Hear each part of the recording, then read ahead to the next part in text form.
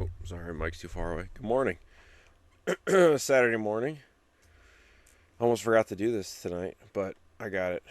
I have a lazy Friday. I just got to finish reading my book for class, and that was all I had to do today. So I got to watch a movie I've been wanting to watch, and got to have some good quality time FaceTiming with the fiance. It's just been a relaxing Friday. Got some work to do tomorrow, both for the wedding and myself, and for school, but it should be a good Saturday overall. But today we have personal injuries. So we're finishing off chapter 21, and it looks like we're going to find out what happens or what we're supposed to do with different types of injuries. So let's get started.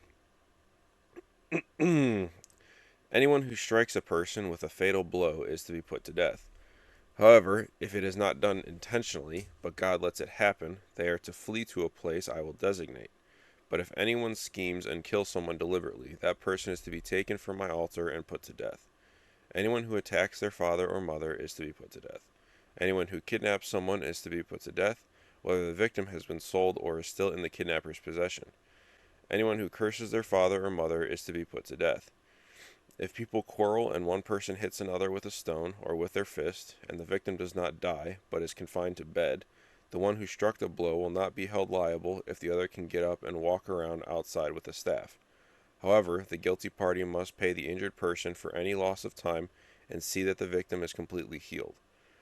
Anyone who beats their male or female slave with a rod must be punished if the slave dies as a direct result, but they are not to be punished if the slave recovers after a day or two, since the slave is their property.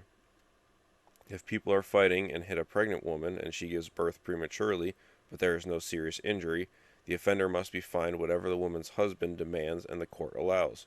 But if there is serious injury, you are to take life for life, eye for eye, tooth for tooth, hand for hand, foot for foot, burn for burn, wound for wound, bruise for bruise. An owner who hits a male or female slave in the eye and destroys it must let the slave go free to compensate for the eye. And an owner who knocks out the tooth of a male or female slave must let the slave go free to compensate for the tooth. If a bull gores a man or woman to death, the bull is to be stoned to death, and its meat must not be eaten, but the owner of the bull will not be held responsible. If, however, the bull has had the habit of goring, and the owner has been warned but has not kept it penned up, and it kills a man or woman, the bull is to be stoned, and its owner also is to be put to death. However, if payment is demanded, the owner may redeem his life by the payment of whatever is demanded. This law also applies if the bull gores a son or daughter. If the bull gores a male or female slave, the owner must pay 30 shekels of silver to the master of the slave, and the bull is to be stoned to death. If anyone uncovers a pit or digs one and fails to cover it, and an ox or a donkey falls into it, the one who opened the pit must pay the owner for the loss and take the dead animal in exchange. If anyone's bull injures someone else's bull and it dies, the two parties are to sell the live one and divide both the money and the dead animal equally. However, if it was known that the bull had the habit of goring, yet the owner did not keep it penned up, the owner must pay animal for animal and take the dead animal in exchange. All I can say is that these are some interesting rules to abide by. Sorry, the weather going up and down has really been affecting my sinuses and everything in my head, and I've gone from sore throat to stuffy nose, runny nose, and now it seems that it has traveled from my nose into my throat and voice because I've developed a little bit of a cough and my voice has been going in and out. So I apologize for that. I honestly feel fine. It's just like the temperature is just messing with everything in my head.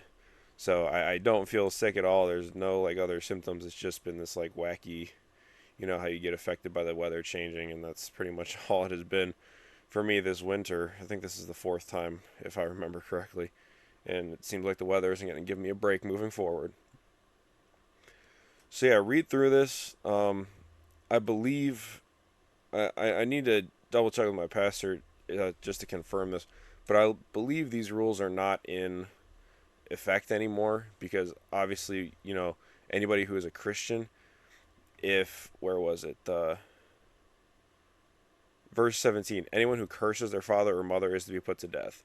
You know, there would be a lot more dead people around here if every Christian were to still follow this rule, because I'm pretty sure most people have, cursed their father or mother at some point in their life, whether they're growing up or as they're older. So I think that something changes. I don't know if it's man,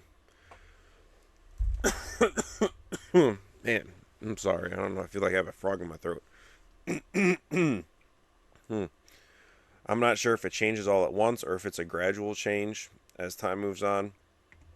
Um, but eventually we'll get there and read about it. I know this is Old Testament, and there's a difference between like Old Testament, New Testament stuff.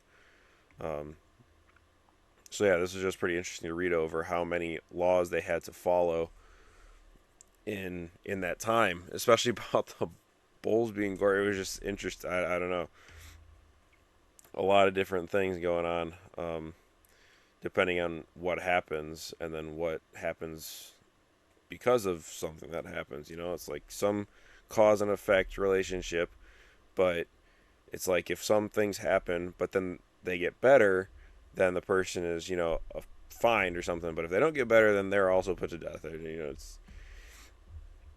It's interesting to look at the relationships, all of these, and the rules that were put forth at this time period.